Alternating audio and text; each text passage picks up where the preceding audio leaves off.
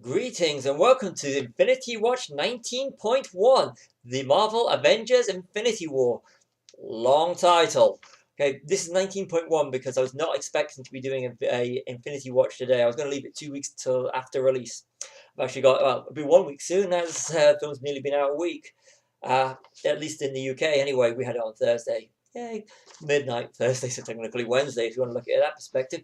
But the box office for the weekend has came in and it's incredible. So, courtesy of IMDb, I'm going to look like a bit of a newsreader for now, as I did some notes. As again I said, all source material is IMDb and is correct as of today, which is Monday the 30th of April.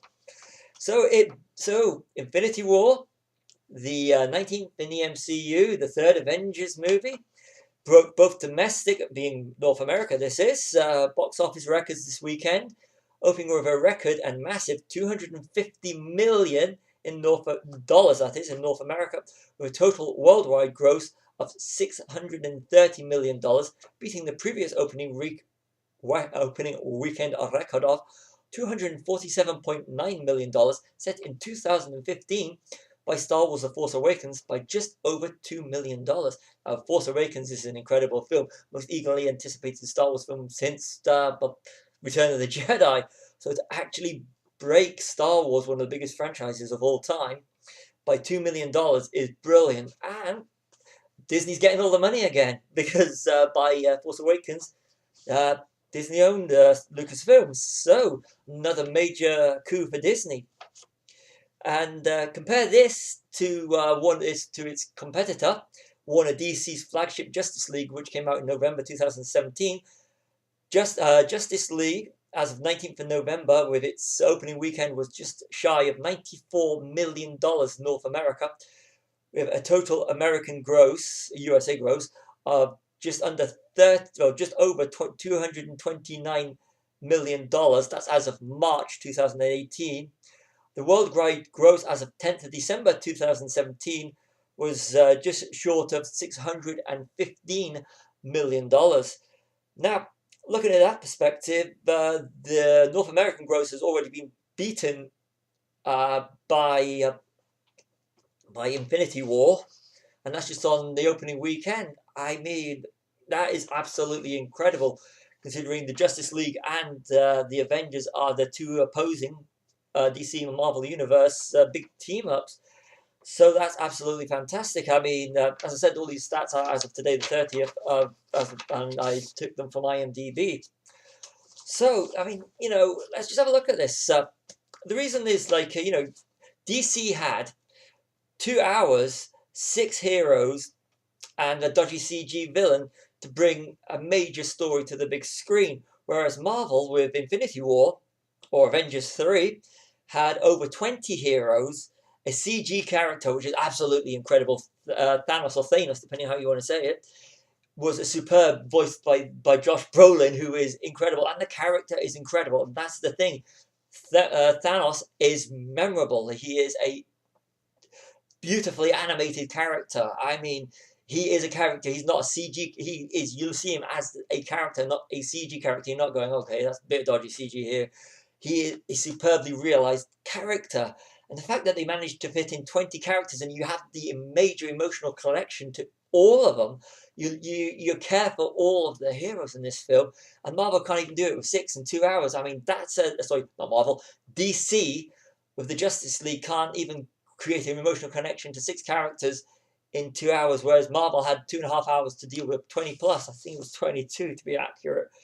That shows how incredible the groundwork has been leading up to this, the 19th in the MCU with the Infinity War. It is Marvel did the groundwork. They created a connection with all these characters. You actually care about every hero that's on the screen, even the secondary ones. I mean, it's literally, you're laughing with them, you're crying with them. It's a superbly realized movie. The Russo brothers have really pulled out all stops. Marvel have, gave them free reign to do this, and it's testament to Marvel, DC, and of course all the cast, the crew, the directors, all the writers, everyone has brought the MCU up to this moment, that has made all these characters so lovable that you care about them so much, and when you're watching it, you know, it's hard to pick a favorite in Infinity War because you're connected to all of them through all the previous films. That's why, I mean, I'm so glad I've been doing the Infinity Watch and watching since January all of the previous 18 films that led up to the Infinity War. It's superb. And the beauty of it is, this is the incredible thing, Black Panther is still at the box office generating money, which was MCU's number 18, where number 19 already is just hitting the cinemas. And it has been performing better this week with Infinity War coming out than it had in previous weeks, considering Black Panther has been overperforming. So fair play to Ryan Coogler for Black Panther, and it's one of these films you should see before you go, because the Earthbound stuff, the majority of it is in Wakanda. So if you haven't seen Black Panther, go see Black Panther. No spoilers in this video. So it's, I mean, I mean, we're already geared up to them, but for Ant-Man and Wasp, which is coming next, followed by Captain Marvel, and of course the untitled Avengers 4.